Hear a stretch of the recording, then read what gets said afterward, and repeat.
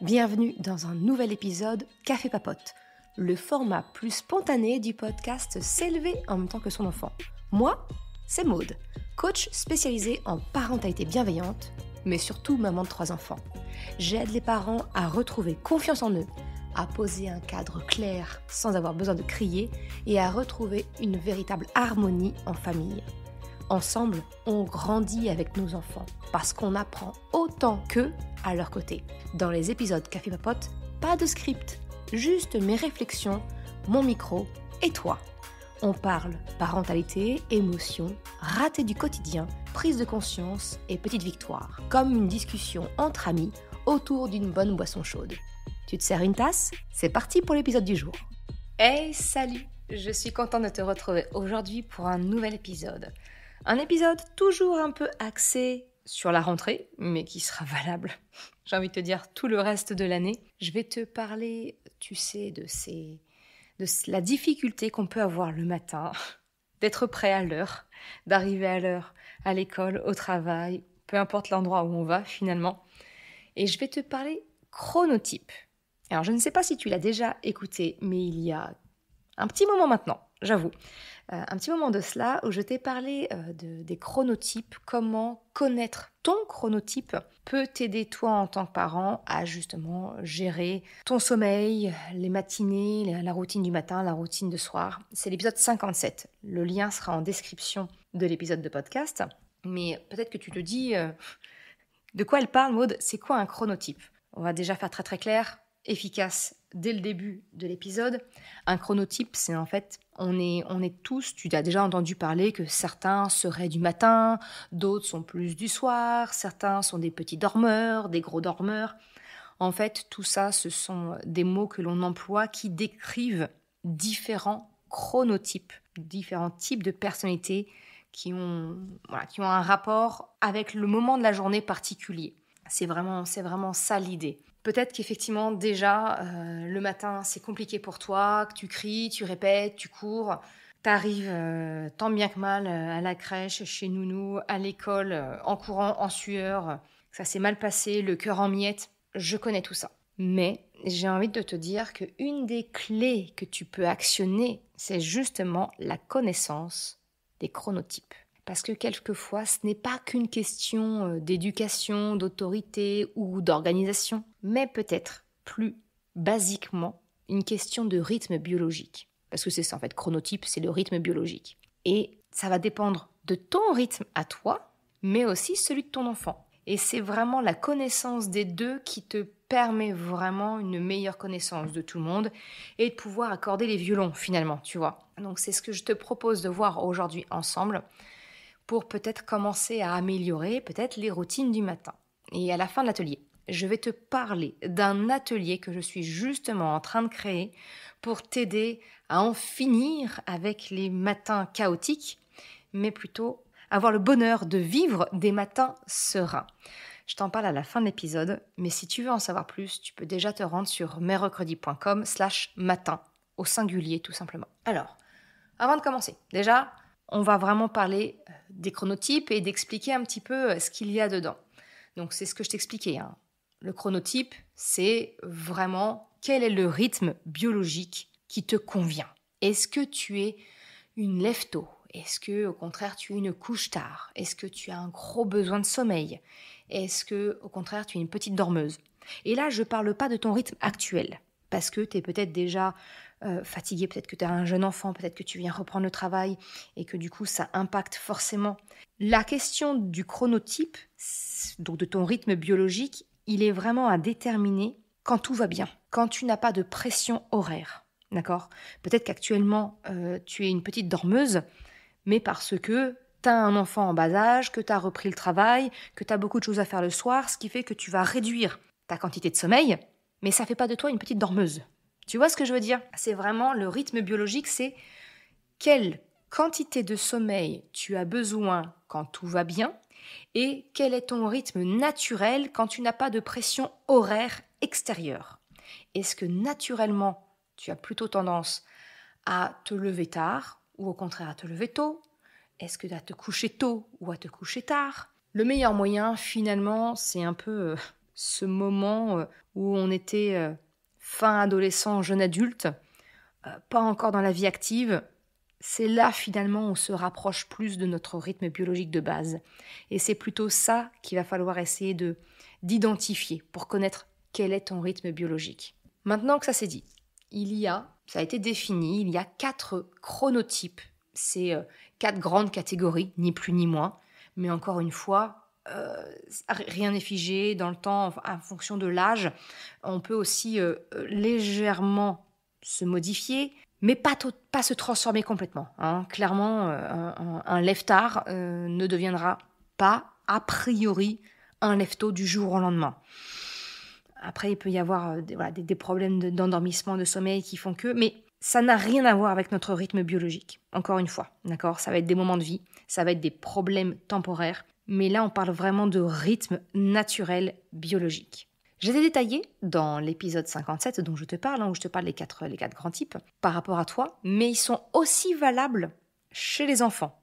Alors chez les enfants, attention, bien sûr, le sommeil est en construction, donc il va falloir l'adapter, bien entendu.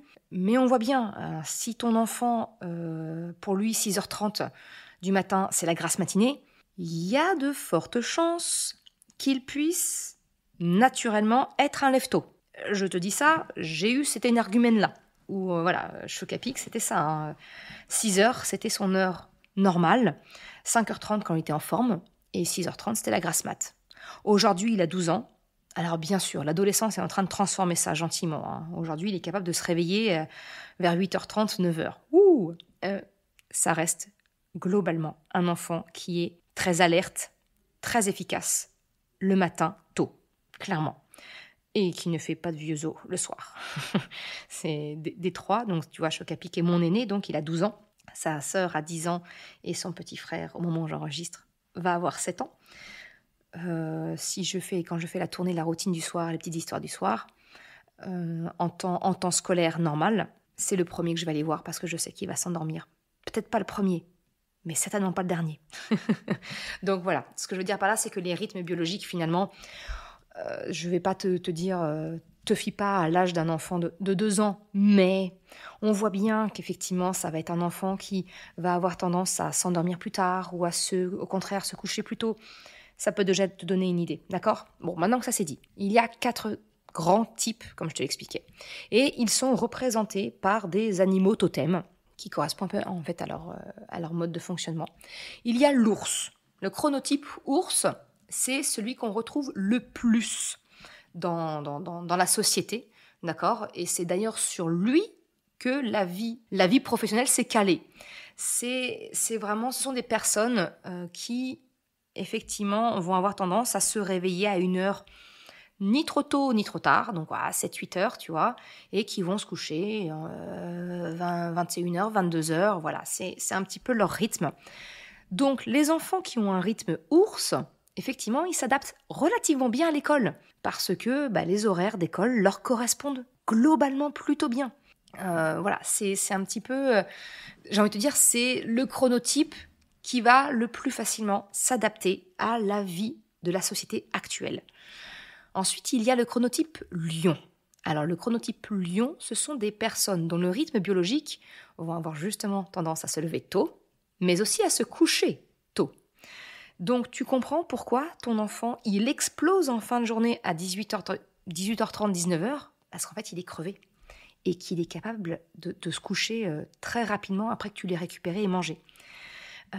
Et au contraire, ce sont des enfants avec qui tu vas pas avoir de problème du tout le matin pour être à l'heure à la crèche, à l'école ou autre, parce que finalement, tu peux les lever assez facilement. S'ils sont couchés à l'heure qui leur convienne le soir, relativement tôt, tu n'auras pas trop de mal à les réveiller le matin. C'est comme ça qu'on peut les reconnaître. Donc je te dis clairement, Choc à pic, c'est clairement un chronotype lion.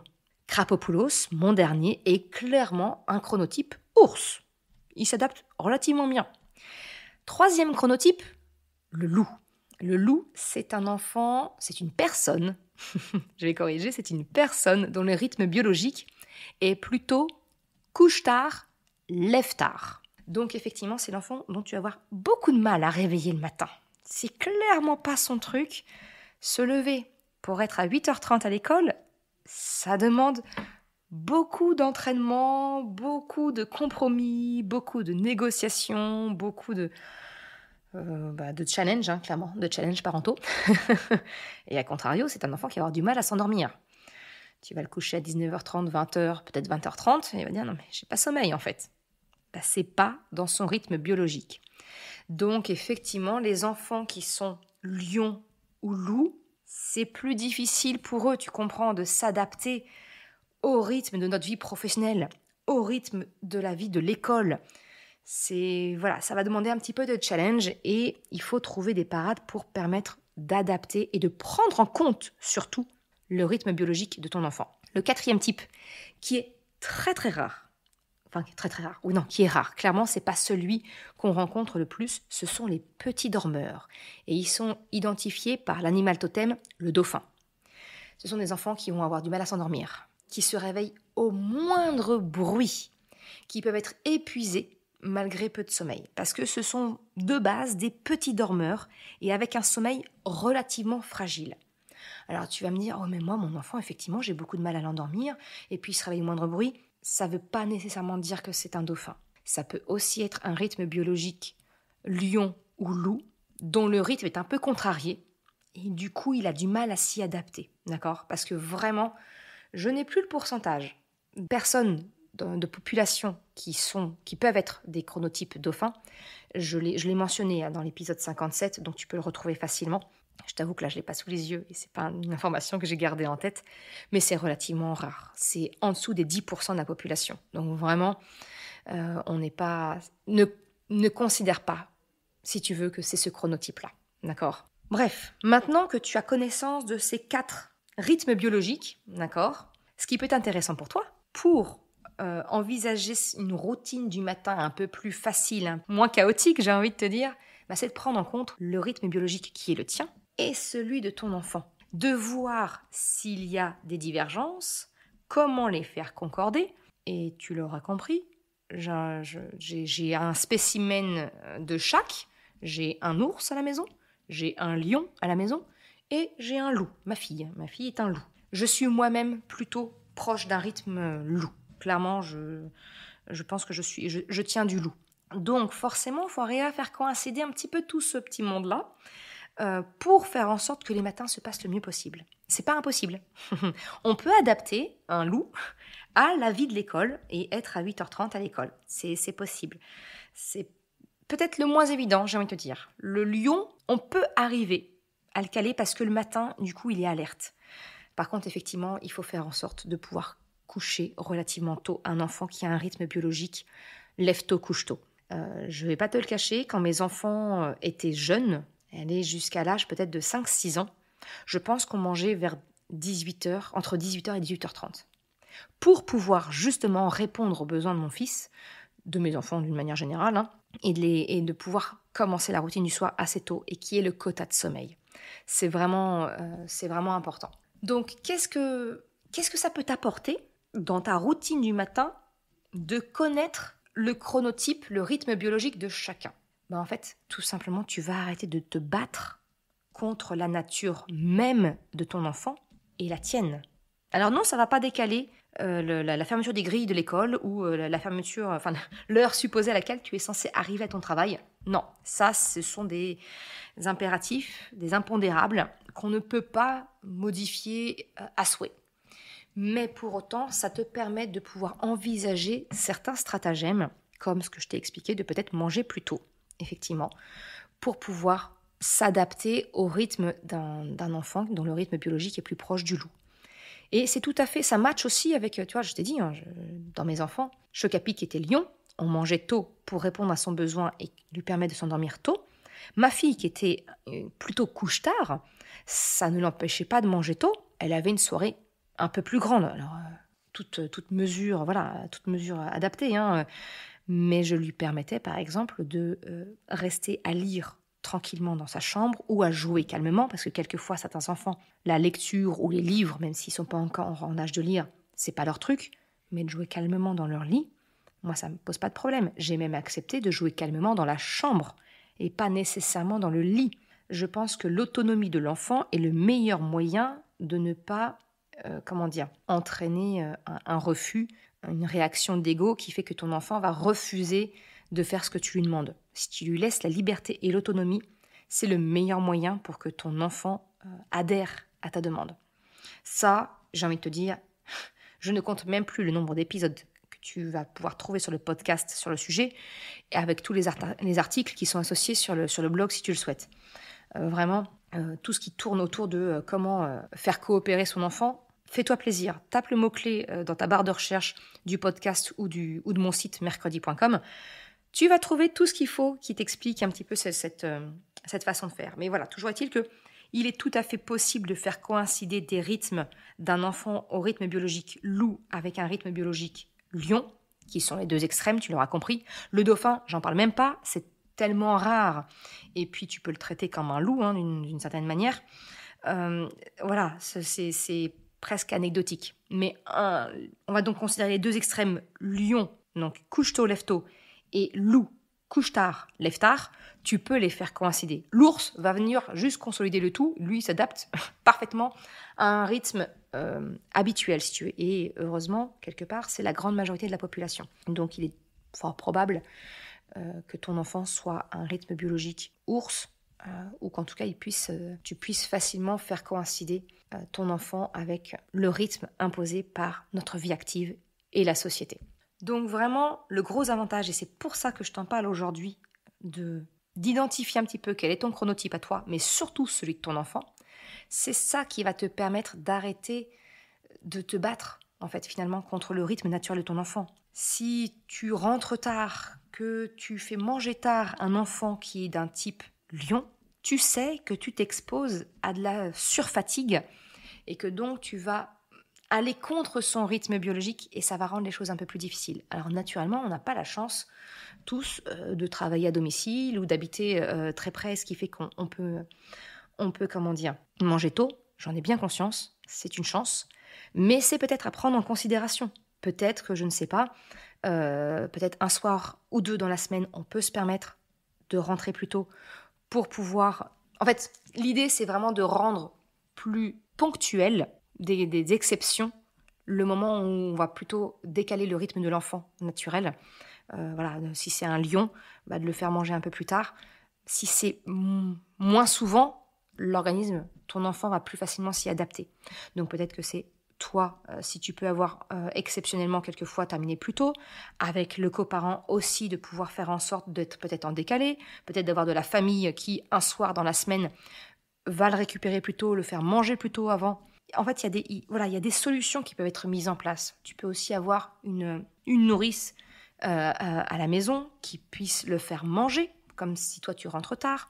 Je prends cet exemple-là parce que c'est, encore une fois, je te le dis, je pense que c'est le chronotype lion qui peut être plus difficile à faire adapter à des rythmes biologiques, à des rythmes de la société où on va avoir tendance à rentrer tard chez nous. Et c'est là où on va avoir des crises de fatigue, en fait, finalement. Un enfant qui est couche-tard, lève-tard, finalement, la problématique va être sur le sommeil du matin. Tu peux pas faire décaler l'heure de l'école. Ça, c'est clair.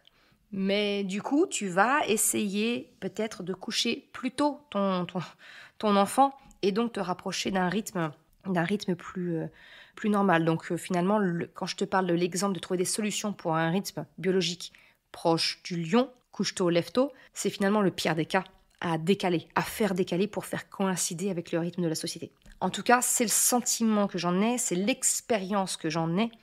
C'est plus facile pour moi de faire décaler ma fille, qui est une couche-tard, lève-tard, que ça ne l'a été avec mon fils, qui, à 19h30, s'endormait littéralement à table, ou si ce n'était pas le cas, on avait des tempêtes émotionnelles compliquées, très très compliquées.